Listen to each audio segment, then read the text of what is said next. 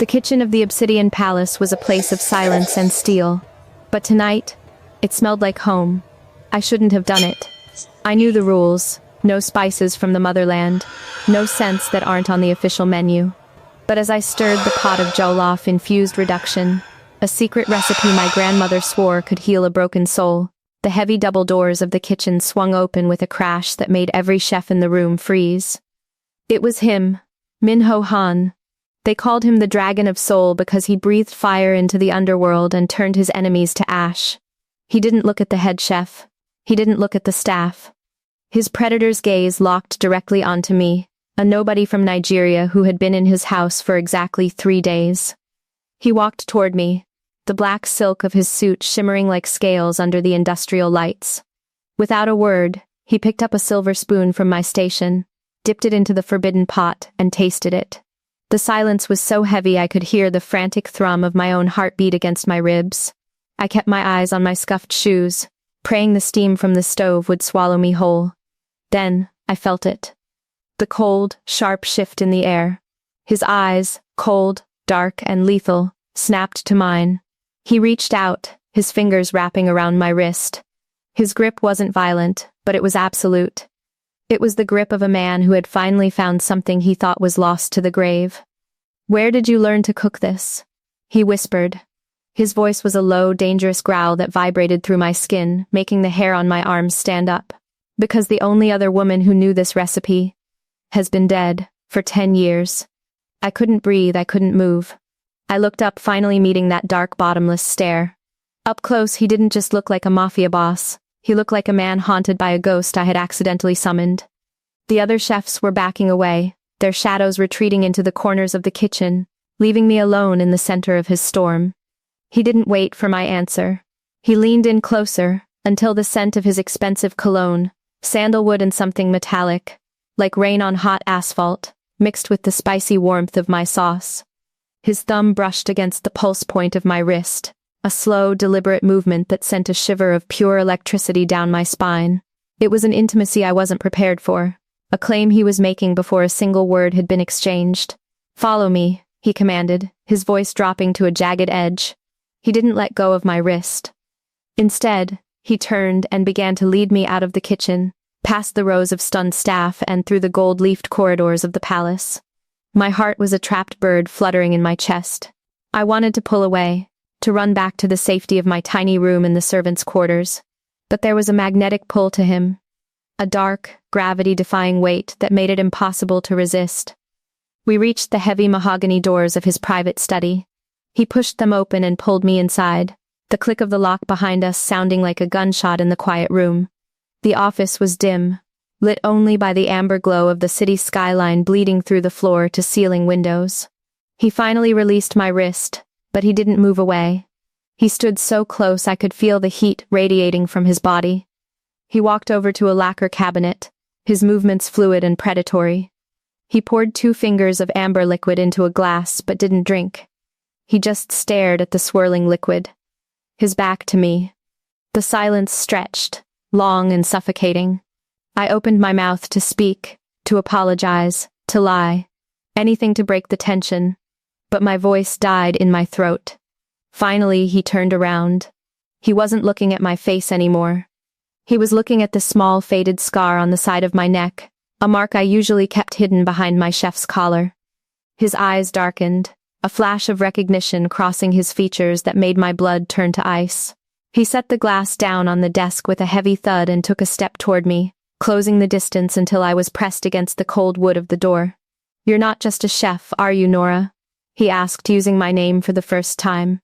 He reached out, his hand hovering just inches from the scar on my neck, his fingers trembling with a restraint that felt more terrifying than rage. "And that recipe wasn't a mistake. You wanted me to find you.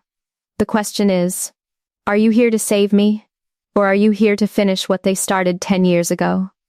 He leaned down, his lips brushing against my ear, his breath hot against my skin. "Tell me the truth," he hissed, "before I decide that your life is a debt I no longer wish to collect." The heavy mahogany door didn't just open, it was slammed against the wall by a man who clearly didn't fear the dragon. I jumped, my back hitting the doorframe as a silver-haired man in a tailored gray suit stormed in. He was older, his face etched with the kind of arrogance that only comes from decades of getting away with murder. Behind him, two younger men in tactical gear hovered nervously, their eyes darting toward Min-ho. Min-ho, we have a shipment stalled at the docks and a leak in the northern circuit. And I find you in here, locking yourself away with a servant? The man roared. He didn't even look at me at first. I was just a shadow in the room, a piece of furniture he intended to kick out of his way. Min-ho didn't move. He didn't even blink. He remained pressed into my space, his thumb still hovering near the scar on my neck, his heat a suffocating blanket that kept me anchored to the floor. The silence that stretched between them was jagged, filled with the unspoken threat of a predator being interrupted while on the scent. "Get out, Sang-woo," Min-ho said. His voice wasn't loud, but it had a vibration to it that made the glass on his desk rattle. Sang-woo laughed, a harsh, grating sound. He finally turned his gaze toward me, and I felt the sneer before I saw it. So this is the little distraction? The one who thought she could smuggle village spices into a Han dinner? The head chef is outside demanding her head for contaminating the palace palate. She's a security risk, Min-ho. A stray. I'll have the boys take her to the basement and find out who sent her. He stepped toward me, his hand reaching out as if to grab my shoulder and drag me toward the door. I felt my heart stop. The basement. In this world, no one ever came back from the basement. I looked at Min-ho, my eyes pleading, my breath hitching in my throat. I expected him to step back, to let his advisor handle the servant problem so he could get back to his business. But Min-ho's hand moved faster than I could track. Before Sang-woo's fingers could touch the fabric of my chef's coat, Min-ho had intercepted him. He grabbed Sang-woo's wrist mid-air, the sound of bone creaking under pressure filling the small space between us. "I told you to get out," Min-ho hissed. He stepped in front of me, his massive frame completely shielding me from Sang-woo's sight. It was the first time in 3 years I felt small, not invisible made small, but protected, sheltered. If you ever, and I mean ever, reach for something that belongs in this room again, I will make sure you don't have hands to reach with. She's a cook, Min-ho. A nobody. Sang-woo gasped, his face turning a sickly shade of purple. "She is mine," Min-ho whispered. The words hit me like a physical blow. Mine. He didn't say she's a staff member. He didn't say she's under my protection. He claimed me as if I were a part of his very soul. He shoved Sang-woo back with enough force to send the older man stumbling into his guards. Fire the head chef. Anyone who had a problem with her menu tonight can find a new house to serve. From this moment on, Nora reports only to me. If a single hair on her head is touched, or if I hear her name whispered in the halls with anything less than absolute respect, I will consider it an act of war against the chairman. Sang-woo stared at him, shock replacing his arrogance. He looked at me, then back at Min-ho's trembling hands, realizing for the first time that the dragon wasn't just angry, he was obsessed. Without another word, Sang-woo turned and fled, his guards trailing behind him like whipped dogs. The door clicked shut and the silence returned, heavier than before. Min-ho stood with his back to me, his shoulders rising and falling with heavy, jagged breaths. The protective alpha who had just threatened a council member was still there, his energy vibrating through the dim office. I stood frozen, my hands trembling so violently I had to tuck them into my sleeves. "Thank you," I whispered, my voice cracking. I should go back to the kitchen. I have to clean up." I turned to leave, my hand reaching for the brass handle, but he was there before I could even touch it. He slammed his palm against the wood above my head, pinning me between the door and his body. He didn't touch me this time, but the proximity was electric. I could feel the heat of his chest through my thin coat. "You aren't going anywhere," he breathed, his face inches from mine. The anger for Sang-woo was gone, replaced by that same haunting, hungry look he'd had in the kitchen. "You still haven't answered my question, Nora. You know that recipe. You know the exact way my mother used to char the peppers. No one else on this earth knows that secret." He leaned down, his forehead resting against mine. It was a gesture so intimate, so full of a strange, aching longing that I forgot how to breathe.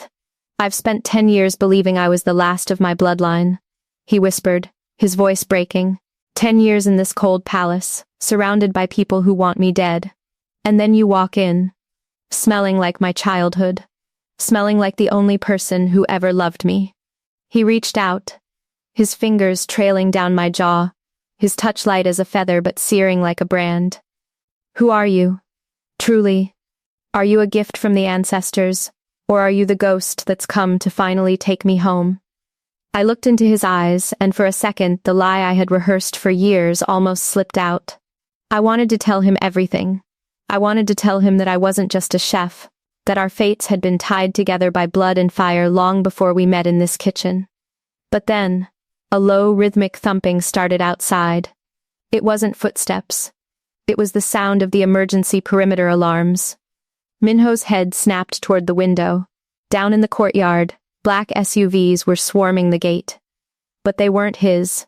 They bore the crest of the Red Crane, his most lethal rivals. He cursed under his breath, his hand dropping from my face to his waist, where I saw the glint of a matte black pistol tucked into his holster. He looked at me, his eyes full of a sudden, fierce desperation. The basement, he said, his voice hard. Sang-woo was right about one thing. It's the safest place in this house. But you aren't going there as a prisoner. He grabbed my hand, his fingers locking with mine, and pulled me toward a hidden panel in the bookshelf. They aren't here for the shipment at the docks, Nora. They're here because someone told them I found you. My heart plummeted. My secret wasn't just a connection to his past. It was a target on my back. Who told them? I gasped as we stepped into the dark, narrow passage behind the wall. He stopped, looking back at me as the sound of glass shattering echoed from the floor below. The same person who gave you that scar 10 years ago, he said, his voice cold as ice. And if we don't move now, they're going to finish the job. Before we continue with the dragon's desperate escape, make sure you've hit that subscribe button and turned on notifications. You're listening to Nora's journey, and she was just the new black chef, and trust me, the secrets we're about to uncover in this hidden passage will change everything you thought you knew about the Han dynasty. Now, let's get back to the shadows. The passage was narrow, smelling of ancient dust and the cold, damp scent of stone. It was a throat of a hallway that seemed to swallow the sounds of the chaos above. Every few seconds, the muffled thud, thud, thud of the emergency sirens vibrated through the walls. But down here, the silence was even more terrifying. It was the kind of silence that made you hear things. The ghost of a scream, the drip of water, or the frantic, jagged rhythm of your own pulse. Minho didn't let go of my hand. His grip was a lifeline, his palm rough and hot against mine. He moved with a predatory grace even in the dark, knowing every turn and every uneven stone. I stumbled once, my chef's clog catching on a lip of rock, and he caught me instantly, pulling me flush against his side. "Stay close," he hissed, his voice echoing softly off the damp walls. "The Red Crane don't just kill, they erase. If they find you, there won't even be a memory of Nora left in this city." "Why me?" I whispered, my voice trembling. "I'm just a chef, Minho. Why would a rival cartel launch a full-scale assault on the palace for a woman who spends her days peeling garlic and simmering stocks?" He stopped abruptly, turning to face me in the dim greenish light of a single emergency bulb overhead. The shadows carved deep hollows into his face, making him look less like a man and more like the dragon he was named after. He reached out with his free hand, his fingers tracing the line of my jaw before settling on the scar at my neck. "Because you aren't just a chef, and we both know it," he said, his voice dropping into that low, soulful register that made my knees weak. "That scar, that's the mark of the Black Sun. My father's elite guard. 10 years ago when the coup happened, they were supposed to protect my mother. They failed. Or so I thought. But that recipe, that specific blend of heat and heart, only one woman ever made it for her. Her shadow. Her protector." I looked away, the weight of the truth finally pressing down on my lungs. I was a child, Minho. I was a trainee. I was supposed to die with her. When the fire started, she pushed me into the grain cellar and told me to run. She told me that one day, the dragon would need to be fed the truth. I've spent a decade hiding in plain sight, moving from kitchen to kitchen, waiting for the moment you were strong enough to hear it. He didn't pull away. Instead, he leaned in, his forehead resting against mine. The slow burn of the last 3 days, the stolen glances in the hallway, the way he watched me from the balcony while I worked. It all culminated in this moment. The air between us was thick with 10 years of unsaid things. I could feel the heat of his skin, the scent of his expensive soap mixing with the metallic tang of the gun tucked into his waistband. "You've been watching over me," he breathed, his hand moving to the back of my head, his fingers tangling in my hair. All this time, I thought I was alone in this cage. I thought I was the only one who remembered the smell of that kitchen. "I never left you," I whispered, my heart breaking for the lonely boy he had been. "I was always in the shadows, Minho, waiting." His thumb brushed my lower lip, a gesture so tender it felt like a bruise. For a second, the sirens and the red crane and the impending death outside didn't matter. There was only the weight of his gaze and the desperate, aching pull of a romance that had been simmering in the dark for a lifetime. He leaned in, his lips just a fraction of an inch from mine, the restraint in his body vibrating like a live wire. He wanted to kiss me. I could feel it in the way his breath hitched, in the way his hand tightened in my hair. It was a slow burn flame that was finally catching light. But then, the stone floor beneath us groaned. A heavy metallic clank echoed from the direction we had just come. Someone was in the passage. And they weren't moving with the caution of a man trying to hide. They were moving with the heavy rhythmic thud of combat boots. Minho's eyes snapped toward the darkness behind us. The softness vanished, replaced instantly by a cold, murderous resolve. He pushed me behind him, his hand flying to the holster at his hip. "They found the panel," he muttered, his voice a lethal blade. "How?" I gasped. "You said only the Han family knew about this." He didn't answer. He led me faster now, the passage beginning to slope downward, toward the bowels of the city. We reached a heavy steel door, the entrance to the basement levels. He punched a code into the keypad, his fingers moving in a blur. The door hissed open, revealing a vast, dimly lit space filled with industrial crates and the hum of massive generators. He pulled me inside and slammed the door, locking it from the inside. We were in the dragon's den, his private armory and bunker. But as the lights flickered on, I realized we weren't alone. Standing in the center of the room, surrounded by open crates of high-grade weaponry, was Sang-woo. The advisor who had just been humiliated in the office was standing there, holding a tablet that showed the live feed of the Red Crane soldiers entering the passage. He didn't look afraid. He looked satisfied. "I told you she was a security risk, Minho," Sang-woo said, his voice calm and oily. "A girl who knows the secrets of the old queen. She's worth more than the shipment at the docks. The Red Crane paid me a king's ransom just for the location of the passage." Minho raised his weapon, his face a mask of frozen rage. "You betrayed your chairman for a payout, Sang-woo? I'll peel the skin from your bones." "I didn't do it for the money, you fool," Sang-woo sneered, stepping back as the steel door we had just come through began to buckle under the weight of an explosive charge from the other side. "I did it, because the dragon needs to die so the crane can fly. And the girl. The girl is the key to the vault your father left behind, the one only your mother's shadow can open." Boom. The door behind us exploded, a shockwave of heat and dust throwing me to the floor. Through the smoke I saw the silhouettes of 6 men in tactical gear, their Red Crane emblems glowing in the dim light. Minho fired, the deafening roar of his pistol filling the room, but there were too many of them. He lunged for me, trying to shield me with his body as a flurry of tranquilizer darts and flashbangs filled the air. I felt a sharp sting in my shoulder. My vision began to blur, the world spinning into a kaleidoscope of gray and red. "Nora." Minho's voice sounded like it was miles away, even though I could feel his arms wrapping around me. The last thing I saw before the darkness took me was Sang-woo walking toward us, a jagged, triumphant smile on his face. And then, a hand reached through the smoke, not Sang-woo's, and not a soldier's. A hand with a ring I recognized. A ring that belonged to the woman who was supposed to have died 10 years ago. "Leave the boy," a cold, feminine voice commanded. "The shadow belongs to me." Wait, if you're just tuning in, you've hit the most dangerous turning point in Nora's life. The dragon's den has been breached, the betrayal is deep, and a ghost from the past has just stepped out of the smoke. Before we go into the dark, make sure you're subscribed to the channel. You don't want to miss the moment the lioness truly wakes up. Let's continue. The world didn't come back all at once. It returned in jagged, painful fragments. First, the smell. Bitter ozone and the cloying, sweet scent of jasmine tea out of place in the damp cold. Then, the sound. The rhythmic, metallic drip, drip, drip of water hitting a concrete floor. My head throbbed with a rhythmic heat, a side effect of whatever sedative had been in that dart. I tried to move my hands, but they were pinned behind me, the cold bite of steel zip ties digging into my skin. I wasn't in the basement of the palace anymore. The air was saltier here, thick with the rot of the docks and the distant, lonely horn of a freighter.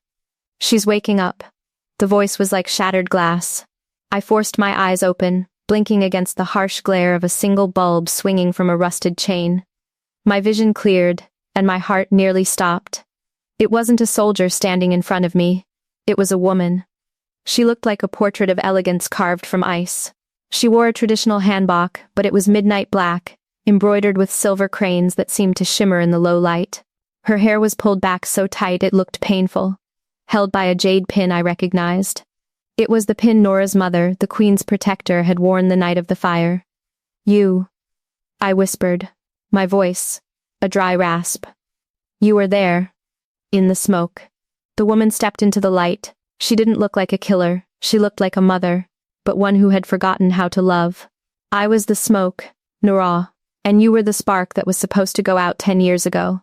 I looked around the room, panic rising in my throat. Where is Min-ho? If you've hurt him. The boy is alive, she said, her lip curling in a sneer. For now.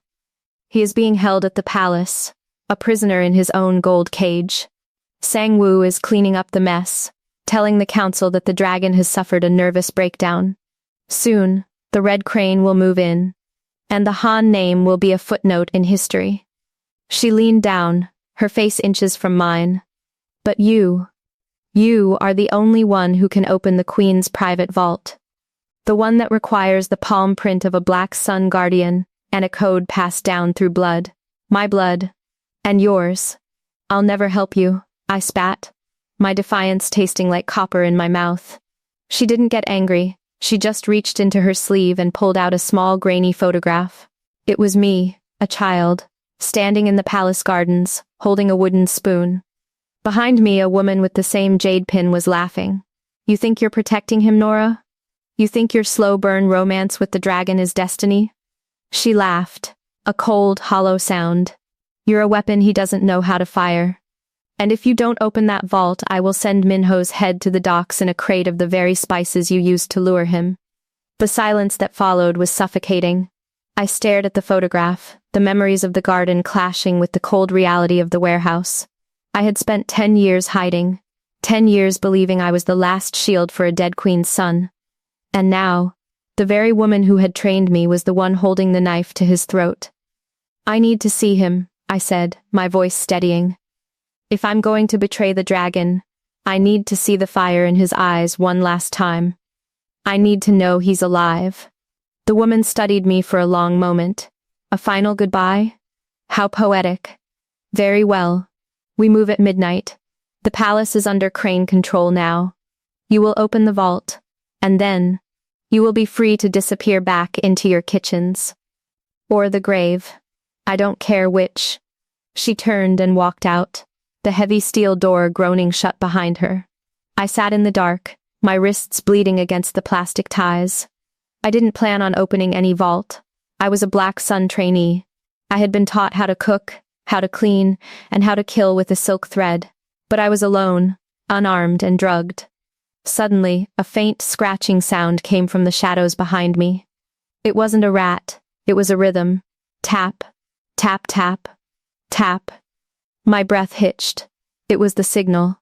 The one Min-ho and I had practiced in the library when we thought the guards were listening.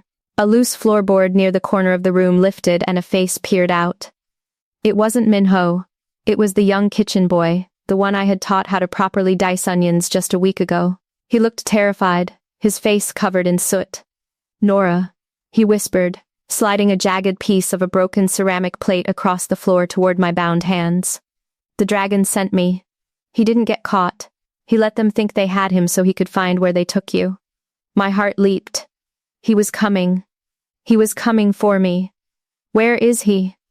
I whispered, fumbling for the ceramic shard with my numb fingers. He's in the vents, the boy said, his eyes wide. But Nora. He's not alone. He's brought the rest of the Black Sun. The ones who stayed loyal. They're waiting for your signal. I felt the ceramic edge slice through the first layer of the zip tie. The pain was sharp, but the hope was sharper.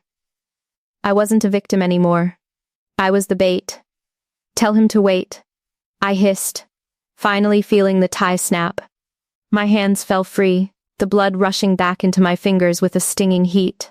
Tell him the woman in the black hanbok is his mother's true killer. And tell him, I'm going to be the one to open the door for him. The boy nodded and disappeared back into the crawl space. I stood up, rubbing my wrists, my eyes fixed on the door. I could hear the faint sound of footsteps returning. The woman was coming back. She thought she was leading a broken girl to a vault. She didn't realize she was leading a lioness back to her den. I moved to the side of the door, pressing myself against the cold, wet stone. I picked up a heavy rusted pipe from the floor, my grip tightening until my knuckles were white. The door began to creak open. A sliver of light spilled across the floor. Time to go, Nora, the woman's voice called out. But as she stepped into the room, she stopped. She looked at the empty chair. She looked at the snapped ties on the floor. I didn't wait. I swung the pipe, but she moved with the speed of a ghost, catching my arm and twisting it until I screamed. She slammed me against the wall, her eyes glowing with a feral, murderous light. You think a kitchen girl can outmaneuver me? She hissed, her fingers crushing my throat. But then, the warehouse roof exploded. A rain of glass and black-clad figures descended from the rafters, and in the center of the chaos, silhouetted against the moon, was Min-ho. He didn't have a gun. He had a traditional Korean sword, the steel gleaming like a vengeful star. Get your hands off my wife, he roared, his voice echoing through the warehouse like thunder. I gasped for air, as the woman's grip loosened in shock. Wife? We weren't married. We hadn't even kissed. But in that moment, the claim was absolute. Min-ho lunged, but before he could reach us, a second explosion rocked the docks. The floor beneath us tilted, the old pier groaning as it began to collapse into the icy water below. The woman grabbed me, using me as a human shield as she backed toward the edge of the jagged hole in the floor. If I can't have the vault, nobody can. She screamed. She jumped, dragging me down with her into the black, churning depths of the harbor.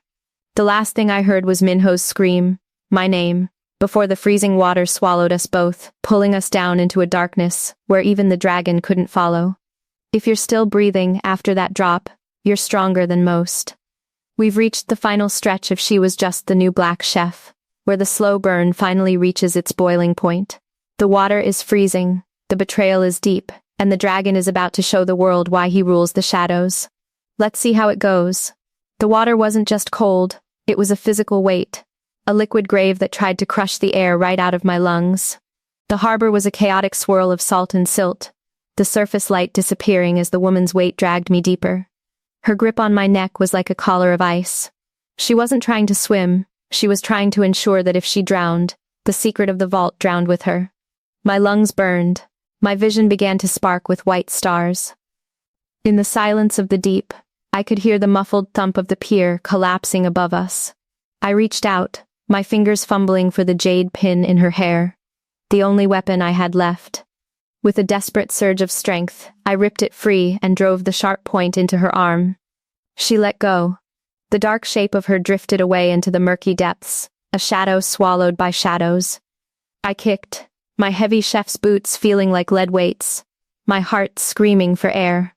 Just as the darkness began to close in for good, a hand clamped onto my waist. It was a grip I knew. Powerful. Proprietary. Absolute. Min-ho pulled me upward, his body a shield against the freezing current. We broke the surface with a collective gasp, the air hitting my lungs like a jagged blade. He dragged me toward a floating piece of the wooden pier, hauling me onto the wet planks before pulling himself up. We lay there for a moment, drenched and shivering, the fire from the warehouse reflecting in the black water around us. Minho was breathing hard, his silk suit ruined, his eyes wild as he hovered over me.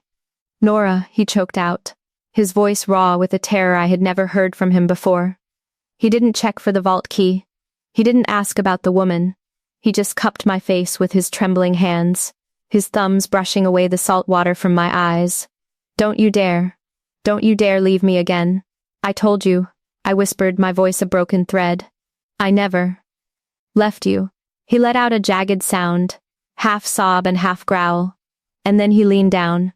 The slow burn of 3 years, the decade of hiding, and the terror of the last hour all vanished as his lips met mine. It wasn't the soft, poetic kiss of a fairy tale. It was desperate. It was a claim. It tasted of salt, cold, and a fire that had been suppressed for far too long. In that kiss, he wasn't the chairman, and I wasn't the chef. We were just two halves of a broken dynasty finally clicking back into place. He pulled me closer, his heat the only thing keeping me from freezing, his hands tangling in my wet hair, as if he were afraid I'd dissolve into mist if he let go. I'm taking you home, he breathed against my lips. And I'm burning every person who stood in our way. But the shore wasn't safe. As we looked toward the docks, the sirens weren't the police. More black SUVs were arriving, but these didn't have the red crane emblem. They were unmarked, silent, and lethal. Minho, I whispered, pointing toward the figures emerging from the cars.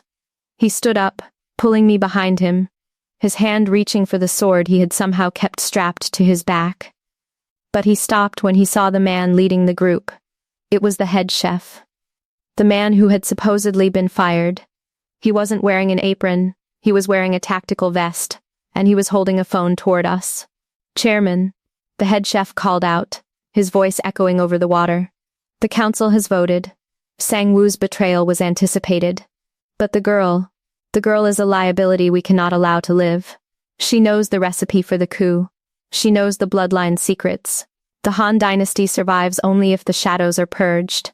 Minho stepped forward, the edge of the wooden raft tipping under his weight. You would challenge me? After I saved this empire from the crane? We don't challenge the dragon, the chef said, his eyes cold. We just ensure the dragon doesn't have a weakness. Give us the girl, and you keep your throne. Keep the girl, and the obsidian palace becomes your tomb. Minho didn't hesitate. He didn't look back at the empire he had built, the gold he had amassed, or the power he had fought to keep. He turned to me, his eyes full of a fierce, dark light. You once asked me if I was the dragon, he whispered, reaching into his pocket and pulling out a small, heavy object. It was the silver spoon from the kitchen, the one he had used to taste my secret. He pressed it into my hand. A dragon doesn't rule a palace, Nora. A dragon rules the fire. He looked back at the shore, at the dozens of guns leveled at us. The vault she wanted to open? Minho said, his voice rising so the council could hear. It wasn't filled with gold, it was filled with the names of every traitor who helped kill my mother. And I already have the list. He pulled a small remote from his cuff and pressed a single button. The obsidian palace, visible on the hill in the distance, didn't explode. Instead, every light in the building turned blood red. It was a lockdown. A trap. Nora, jump, he commanded. What? Trust me, he said, his hand finding mine one last time. We aren't going to the basement, we're going to the beginning. As the council's men opened fire, Minho didn't reach for his sword. He grabbed me and dove back into the water. But this time, he wasn't swimming for the surface. He was swimming toward a submerged pipe, a hidden vein of the city that only the nobody chef and her king knew existed. We swam until my lungs felt like they would burst, finally surfacing in a place that smelled of yeast, flour, and old wood. It was a small, dusty bakery on the outskirts of Seoul, the place where I had first stayed when I arrived in the city. We climbed out, dripping and exhausted, onto the flour-covered floor. Minho looked around at the humble wooden tables and the old brick oven. He looked at me, a slow, dangerous smile spreading across his face.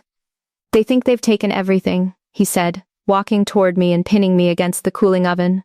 They think I'm nothing without my palace. He leaned in, his lips brushing my ear, but they forgot that I still have the chef. And I still have the hunger.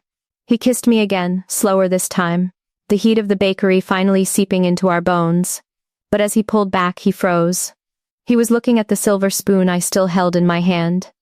In the dim light of the bakery, the reflections on the silver changed. The secret wasn't just in the recipe I had cooked. Engraved on the handle of the spoon, revealed only by the specific heat of the bakery, was a map. Not to a vault of gold, and not to a list of traitors. It was a map to a third child, a sister Minho never knew he had. Nora, he whispered, his face turning pale. The recipe, it wasn't just a memory. It was a message. Before I could answer, the front door of the bakery creaked open. A young woman stood there, her face a perfect mirror of Minho's, holding a tray of the exact same jollof-infused bread I had made in the palace. She looked at the dragon, then she looked at me. "You're late," she said. "The war has already started. The dragon and the shadow have found their fire, but the family is bigger than they ever imagined. Is this sister a savior or the final piece of the trap? The hunt continues in the next chapter of the Dragon and Shadow saga. Don't forget to comment the flame if you want to see what happens when the dragon finally takes back his throne." The bakery felt like a sanctuary, but as the girl spoke, the air turned thinner than the heights of the palace.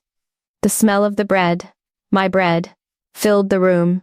A scent that should have been a comfort, but now felt like a taunt. Minho stood paralyzed, his hand still resting on the hilt of his sword, his eyes fixed on the girl who carried his own face. A message? Minho's voice was a ghost of itself. He looked from the silver spoon in my hand to the girl standing in the doorway. My mother only had one son. I watched her die. I watched the palace burn. The girl stepped into the light, letting the heavy door thud shut behind her. She didn't have Minho's predatory edge. She had a quiet, simmering power that felt more like the deep heat of an oven than the flash of a blade. She looked at me, her eyes lingering on the scar on my neck, and for the first time I saw a flicker of genuine emotion in her expression. "She didn't die that night. Minho," the girl said softly. "She died 3 years ago, in this very room, waiting for a chef who knew how to speak in spices and a dragon who was finally ready to listen." I felt the room tilt. All those years I spent hiding, thinking I was the last keeper of the flame. And the queen had been here, right under the dragon's nose in a dusty bakery on the edge of the district. Minho took a step toward her, his movements jerky, uncharacteristic. If she was alive, why did she leave me in that cage? Why did she let me become a monster? "Because monsters are the only things that survive the red crane," the girl replied. She walked to the counter and set the tray down. "I'm Hannah, and I wasn't born in the palace. I was the secret she kept to ensure that if the dragon fell, the fire would still have a home. I watched them, the 2 siblings, separated by blood and betrayal, finally standing in the same space. But the slow burn between Minho and me hadn't cooled, it had shifted. I felt a sudden, sharp pang of displacement. I was the bridge, the one who had brought them together, but in this new reality, where did the nobody chef fit? Minho seemed to feel my withdrawal. Without looking away from Hannah, he reached back, his fingers finding mine and locking them tight. His skin was still cold from the harbor, but his grip was a silent command. "Don't move. Don't leave."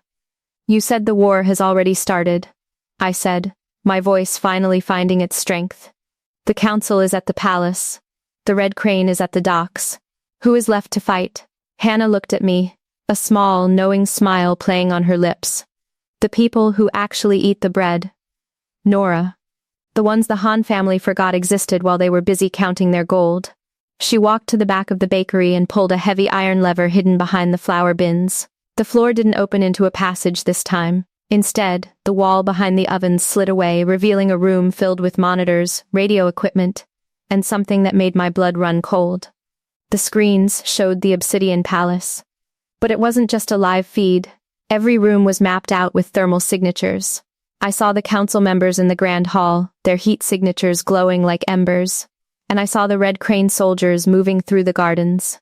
"We aren't just a bakery," Hannah said, her voice turning sharp and professional. "We are the central hub of the Black Sun, the real Black Sun. The ones who didn't sell their souls to Sang-woo." Minho walked toward the screens, his eyes narrowing as he analyzed the tactical layout. The chairman was returning. I could see the shift in his posture, the way his shoulders squared, the way his hand instinctively checked his weapon. But then, he stopped. He looked back at me, standing there in my soaked, ruined chef's coat. He walked back to me, ignoring Hana, ignoring the screens, ignoring the impending war. He took my face in both of his hands, his eyes searching mine with an intensity that made the rest of the world blur into insignificance. "You've done enough, Nora," he whispered, his forehead dropping against mine. "You brought me here. You gave me the truth. I need you to stay here. Stay with Hana. Stay safe." "No," I said, the word coming out before I could think. "I spent 10 years waiting to give you that message. I didn't do it just to go back to being a ghost. It's going to be a bloodbath," he hissed, his thumb brushing my lip, the memory of our kiss at the docks still burning between us. "I can't lose you again. Not now that I finally know what it's like to breathe." "Then let me be your breath," I challenged, my heart hammering against my ribs. "The council expects a dragon. They don't expect the chef who knows exactly which ingredients will make their empire crumble from the inside. You have the sword, Minho, but I have the poison." A slow, dark heat flared in his eyes. The slow burn wasn't just romance anymore, it was a partnership of shadows. He leaned in, his lips hovering over mine, the scent of flour and salt and destiny swirling around us. "If we do this," he breathed, "there is no going back to the kitchen. You won't be my chef. You'll be my queen, and the world will hate us for it. Let them hate us," I whispered, "as long as they fear us." He kissed me then, a hard, brief seal of a contract written in blood and fire. Hannah cleared her throat, her eyes fixed on the monitors. "I hate to interrupt the coronation, but we have a problem. Sang-woo isn't at the palace anymore." Minho snapped his head around. "Where is he?"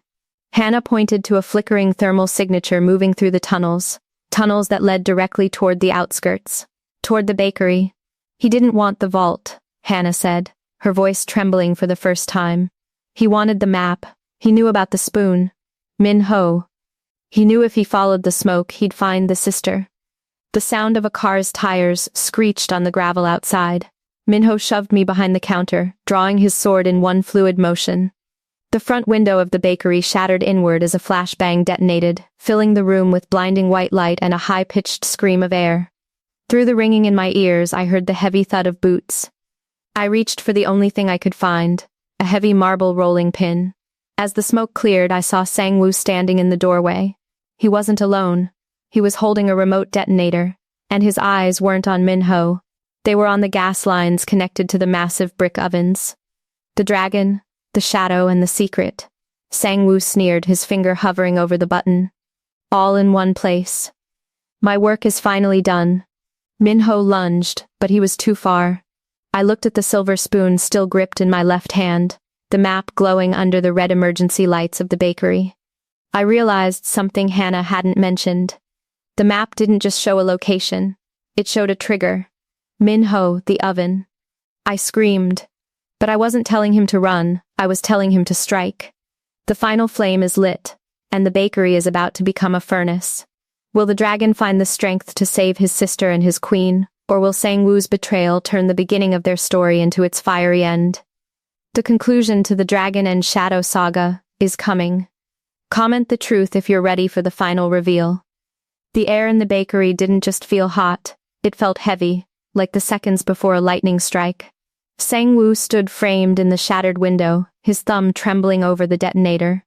The smell of leaking gas began to snake through the room, a sharp, chemical sting that fought against the sweet lingering scent of the morning's bread. Minho was a statue of lethal intent. His sword was leveled at Sang-woo's throat, but the distance between them was a canyon of impossible choices. If he lunged, the bakery exploded. If he stayed still, he watched everything he loved turn to ash. "You think you've won because you found the map?" Minho's voice was a low, terrifying vibration. "You haven't even begun to understand what my mother built. You're holding a button, Sang-woo. I'm holding a legacy. Your legacy is a pile of charred bones, Minho." Sang-woo screamed, his face twisting into something grotesque. "The council doesn't want a ghost. They want order. And order requires silence." I gripped the marble rolling pin, my knuckles white, my mind racing through the schematics I had seen on the silver spoon. The map wasn't just geographical. It was a pressure point. The queen hadn't just built a bakery, she had built a kill switch. The ovens weren't just for bread, they were the heart of the Black Sun's defensive system. Min-ho, the oven. I screamed again, my voice cutting through Sang-woo's hysterics. The third brick from the hearth. Strike it. Sang-woo's eyes darted toward me, a flash of confusion crossing his face. That was the only opening Min-ho needed. He didn't lunge for Sang-woo. He spun on his heel, the blade of his sword whistling through the air as it slammed into the specific brick I had pointed out. The sound wasn't an explosion. It was a deep, resonant thrum, like a giant bell being struck beneath the earth. Suddenly, the gas hissing stopped. A series of heavy iron shutters slammed down over the windows and the door, sealing Sang-woo inside with us. The detonator in his hand sparked and went dead. The Black Sun's pulse had fried every electronic device in a 50-foot radius. The room fell into a dim amber twilight, lit only by the glowing embers of the wood-fired oven. Sang-woo stared at the dead remote in his hand, his mouth hanging open. What have you done? Min-ho stepped toward him, the sword dragging on the flour-covered floor, creating a sound like a sharpening stone. I didn't do it. My queen did. He didn't kill him immediately. He walked past Sang-woo, his eyes never leaving the traitor, and reached out for my hand.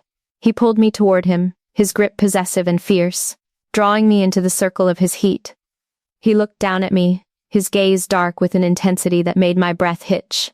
You knew, he whispered, his thumb brushing my cheek, leaving a smear of flour and soot. You saw the trigger in the map. She told me to feed the dragon the truth. I breathed, my heart hammering against my ribs. I just didn't realize the truth was a weapon. The slow burn tension that had been building since that first taste in the kitchen reached a fever pitch. Surrounded by the scent of fire and the shadows of a collapsing empire, Min-ho leaned in. He didn't care about Sang-woo cowering in the corner. He didn't care about the sirens beginning to wail in the distance. He kissed me, a slow, deep and devastatingly thorough kiss that tasted of victory and long-awaited peace. It was the kiss of a man who had finally found the one thing in the world he couldn't live without. Mine, he murmured against my lips, the word a vow that made my blood sing. In the palace, or in the ashes, Nora. You are mine. But the moment was shattered by a low metallic groan from beneath our feet. Hannah, who had been silent during the confrontation, scrambled toward the monitors, which were flickering back to life with backup analog power. Her face went pale as she looked at a new set of thermal signatures. Min-ho, she gasped. The pulse didn't just shut down Sang-woo. It triggered the palace's final protocol. The Red Crane. They aren't just invading anymore. They've released the gas. Min-ho snapped his head toward her. The neurotoxin? My father's fail-safe? It's flooding the lower levels, Hannah said, her fingers flying over the manual dials. Everyone in the grand hall, the council, the staff, they'll be dead in 10 minutes. And Sang-woo wasn't the only one with a key. Sang-woo began to laugh, a high-pitched, manic sound that echoed off the iron shutters. You think you've won? The Red Crane doesn't care about the gold. They want the bloodline gone. If they can't have the dragon, they'll turn the palace into a tomb for everyone inside. Min-ho's grip on my hand tightened until it was almost painful. He looked at me, a flash of agony crossing his features. He had his sister. He had me. He had his life. But his people, the servants, the loyal guards, the people who had served his mother, were about to be executed by the very empire he was supposed to protect. I have to go back, he whispered, the weight of the crown he never wanted settling back onto his shoulders. We go back, I corrected him, stepping into his space, my eyes locking onto his. The chef and the dragon. Remember? He looked at me for a long silent moment, the fire in his eyes reflecting the impossible choice. He wanted to keep me safe in this bakery, hidden in the shadows where he could love me without the world watching. But he knew that a dragon who let his people die was no king at all. Hannah, open the lower vents, Min-ho commanded, his voice regaining its steel. We're going back through the sewer lines. It's the only way to bypass the gas. We moved toward the back of the bakery, but as Hannah reached for the lever, the iron shutters at the front began to scream. Something was cutting through them. A high-temperature plasma torch. They're here, Hannah whispered. But it wasn't the Red Crane. Through the widening gap in the steel door, a figure stepped through. He was dressed in a pristine white suit, completely untouched by the soot or the salt of the harbor. He looked exactly like Min-ho, but older. His hair was streaked with silver, and his eyes carried a coldness that made the dragon look like a flickering candle. Min-ho froze, his sword arm dropping in shock. "Father?" The man who was supposed to have died 10 years ago stepped into the bakery, his eyes scanning the room until they landed on me. He didn't look at his daughter. He didn't look at his son. He looked at the scar on my neck and smiled. A thin, predatory line that sent a shiver of pure ice through my soul. "The recipe worked, I see," the man said, his voice a smooth, terrifying silk. "It took 10 years, but the shadow finally brought the dragon home to the trap I set."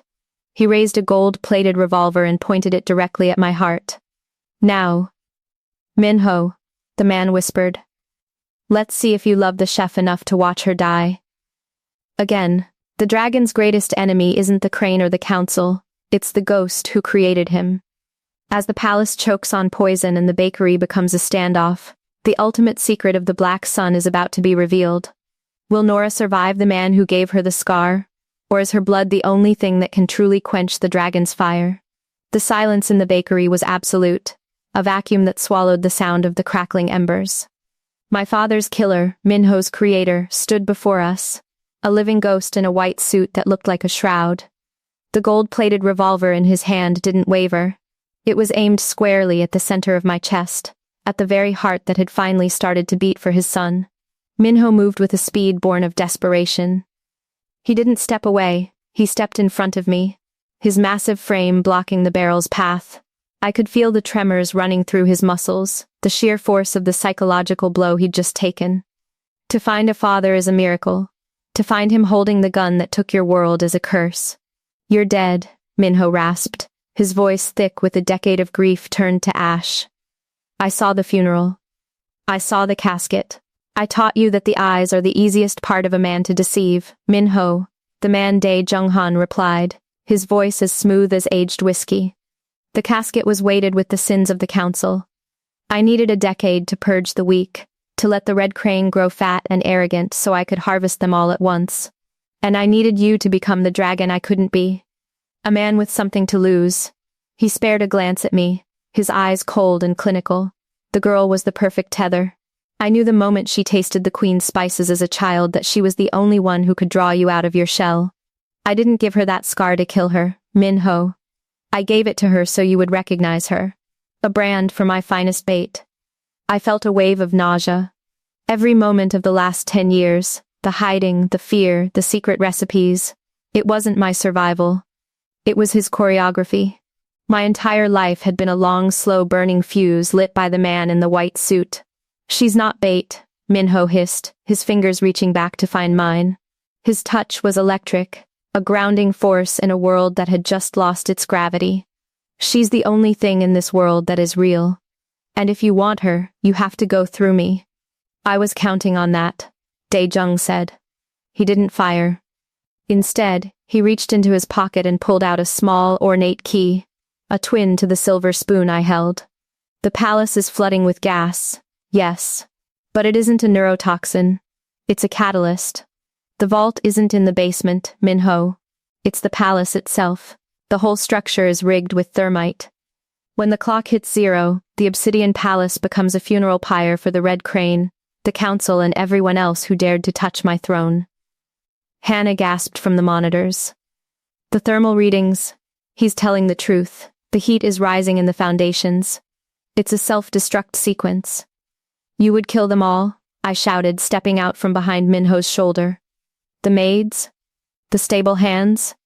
People who have done nothing but serve you?" Dae Jung looked at me with a terrifying lack of empathy. "A king doesn't cry over the charcoal used to forge his sword, girl. Now, Min-ho, you have the map. I have the key. Together, we can stop the sequence and rule the city from the mountaintop. Or, you can stay here with your nobody chef and watch the world burn from the gutters." Min-ho's hand tightened on his sword. The slow burn romance that had defined our last few days was being tested by the ultimate temptation. Power, legacy, and the return of a father.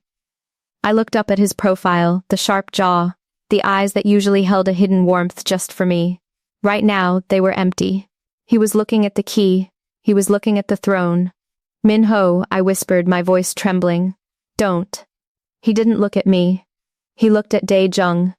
If I take that key, what happens to her? She goes back to the kitchens, Dae-jung said simply.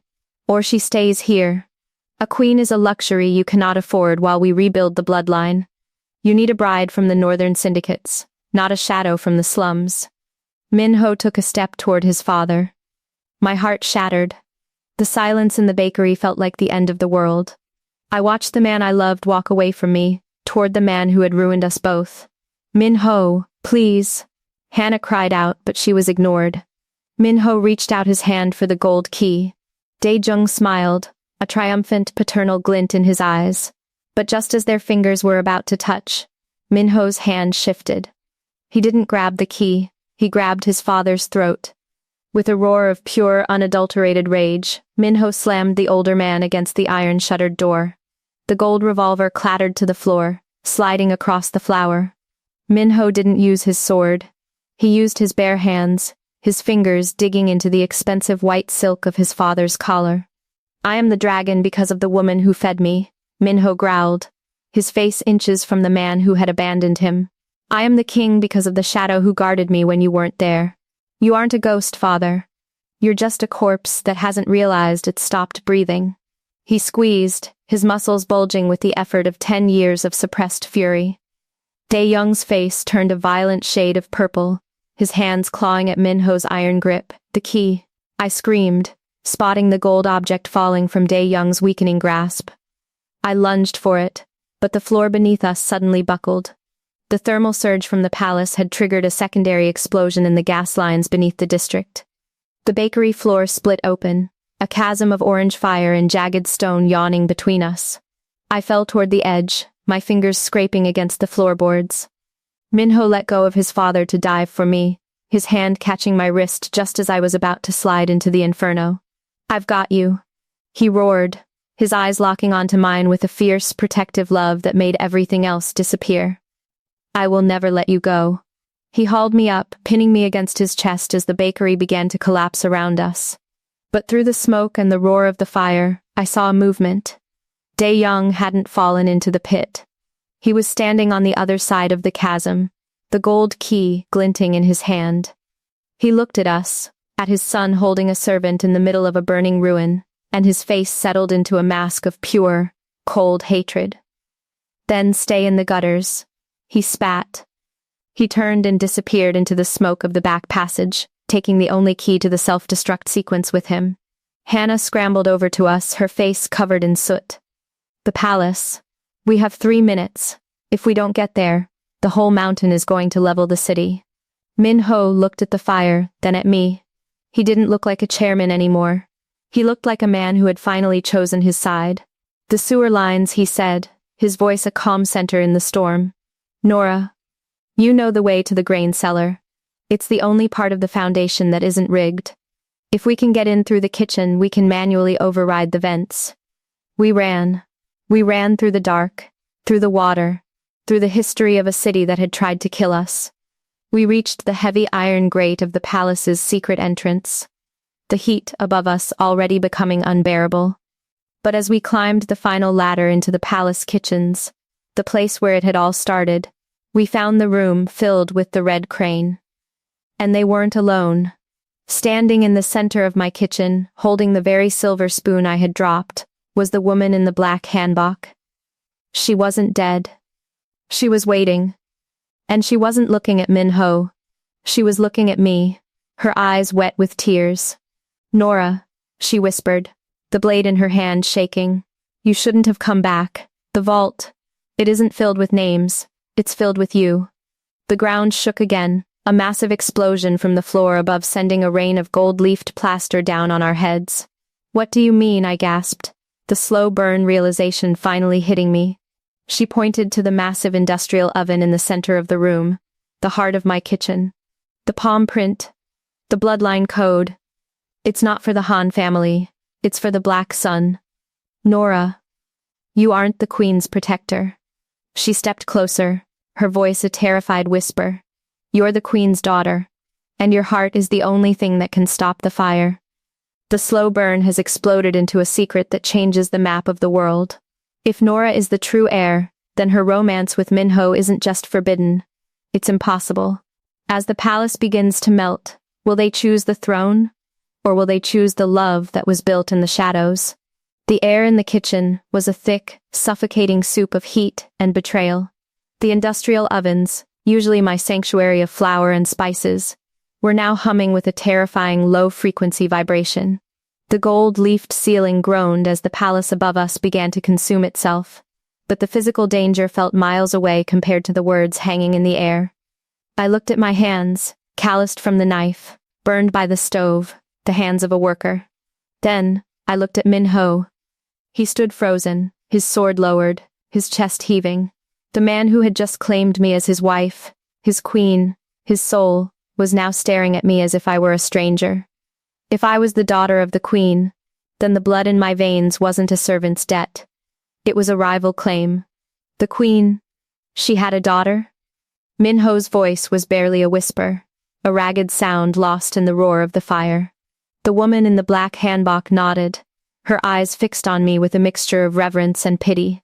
The king wanted a son, a dragon to lead his armies, but the queen knew the madness that ran in the Han line. She had a daughter in secret, hidden away with the black sun, protected by the very woman you thought was your mother, Nora. You weren't a trainee. You were the crown. She lunged toward the central oven, her fingers trembling as she pulled back a false panel near the base of the hearth. The override isn't a key or a code, it's the blood of the true heir. The system was built to recognize the queen's lineage. If you place your hand on the sensor, the thermal surge stops. The palace survives. But what? I demanded, stepping forward, the heat from the stone floor searing through the soles of my boots. The system is old, she choked out. The energy required to vent the thermite. It's a circuit. To stop the fire, you have to become the conductor. You'll save the palace, Nora. You'll save everyone inside. But you'll never walk out of this kitchen. No. Minho's roar was louder than the collapsing beams above. He moved with a violent, panicked grace, throwing his body between me and the oven. He grabbed the woman by her collar, his eyes burning with a terrifying protective mania. There has to be another way. I'll tear this building down stone by stone before I let her touch that sensor. Minho, the gas. Hannah screamed from the vent entrance. People are dying. The lower staff quarters are already engulfed. I looked past Minho, toward the hallway where the shadows of the red crane were retreating, leaving the innocent to burn. I saw the faces of the kitchen staff I had worked with, people who had shared their bread with me when I was a nobody. Then I looked at Minho. He was shaking. The dragon, the man who feared nothing, was crying. He reached out, his hand cupping my face. His skin slick with sweat and soot. Don't do it, Nora. Let it burn. Let the whole empire turn to ash. We'll find a boat. We'll go to the coast. I don't want the throne. I just want you. The slow burn longing of a decade reached its most painful point. In his eyes I saw the life we could have had. A quiet bakery, mornings filled with the scent of yeast, nights filled with his touch. It was a beautiful lie. If I don't do this, I whispered, leaning into his hand, memorizing the feel of his thumb against my jaw. I'm not the woman you love. I'm just another ghost hiding in your shadows. I don't care about the legacy, he hissed, his lips crashing against mine in a kiss that tasted of salt and the end of the world. It was a kiss of desperation, a plea for me to stay selfish, to stay alive. Stay with me. Please. I am staying with you, I said, pulling back just enough to look into his dark, tortured eyes. I'm staying in every stone of this place. I'm staying in the breath of every person who walks out of here alive. I didn't wait for him to stop me. I spun around, my hand reaching for the glowing red sensor behind the oven's hearth. Nora, stop. A shot rang out. It wasn't Minho's gun. Dae-jung, the man in the white suit, had returned. He stood at the kitchen entrance, his face a mask of cold, calculated fury. He hadn't left the palace. He had been waiting for this exact moment. He didn't want the self-destruct to stop. He wanted the true heir dead so the bloodline would be purified. The bullet grazed my shoulder, spinning me around. I fell against the hot stone of the oven, a scream tearing from my throat. Minho didn't hesitate. He didn't reach for his sword. He lunged at his father like a wild animal, a primal scream echoing through the kitchen as he tackled the man into the center of the room. They crashed into a prep table, silver spoons and knives scattering like rain. "You've spent your life destroying everything beautiful." Min-ho roared, his fists raining down on the man who had abandoned him. I struggled to my feet, my shoulders screaming in pain, my vision blurring. The oven was vibrating so hard now that the copper pots were falling from the walls. The air was turning a shimmering gold. The thermite was seconds from igniting. I looked at the sensor. Then I looked at the silver spoon I still held, the one with the map, the one that had led me back to him. I realized the final secret. The spoon wasn't just a map. It was a key. I jammed the handle of the spoon into a small notch next to the sensor. The vibration changed. The gold light dimmed for a heartbeat, replaced by a soft, pulsing blue. "Hana," I yelled over the roar of the fire. "The spoon. It's a bypass. It doesn't need my blood. It needs the Queen's seal." But as the blue light pulsed, a heavy iron gate began to drop from the ceiling, separating the kitchen into two halves. Min-ho and his father were on one side, locked in a death struggle. I was on the other, my hand on the spoon, the only thing holding the explosion back. "Nora, get out of there." Min-ho screamed, seeing the gate falling. He tried to shove his father away, to dive under the closing steel, but Dae-jung grabbed his leg, a bloodied, manic grin on his face. "If I go to hell," the old man wheezed, "I'm taking the dragon with me." The gate slammed shut with a final, definitive clunk. I was trapped in the heart of the oven's mechanism. Min-ho was trapped in the kitchen. The blue light on the spoon began to turn violet. The system was venting, but the heat in my small chamber was rising to impossible levels. I could see Min-ho through the reinforced glass of the gate, his hands slamming against the surface, his lips moving as he screamed my name. I pressed my palm against the glass, mirroring his. "Live," I mouthed. Then the back wall of the kitchen, the one behind the ovens, didn't explode. It opened.